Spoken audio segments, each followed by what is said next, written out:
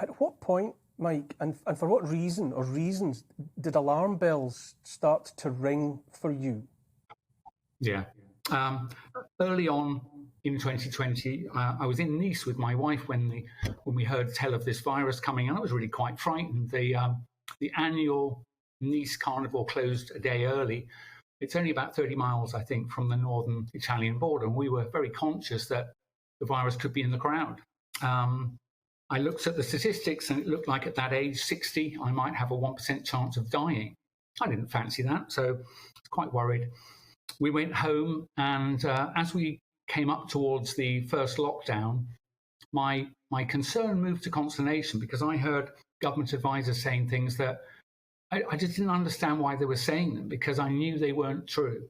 I could give a couple of examples about saying, well, we're not sure if you've survived this virus whether you'll be immune. And I thought, well, Immunology 101 will tell you that you should expect to be immune for a substantial period of time, possibly for life.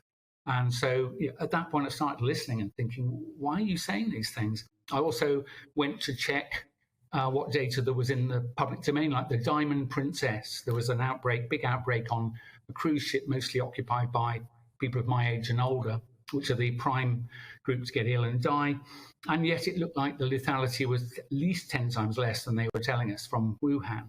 And so I thought, by the end of it, I thought, the actual threat in the environment is not much worse than a severe influenza. It's not influenza, different virus, but that's the measure of the threat.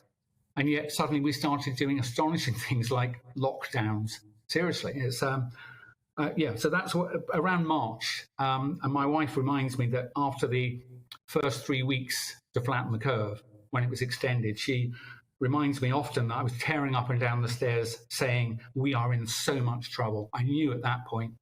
So seriously, I knew at that point something very bad was happening. And I'm afraid the impression that something bad has happened, as a professional scientist, it's been absolutely obvious to me by May 2020 that I'm afraid it's nothing like you've been told.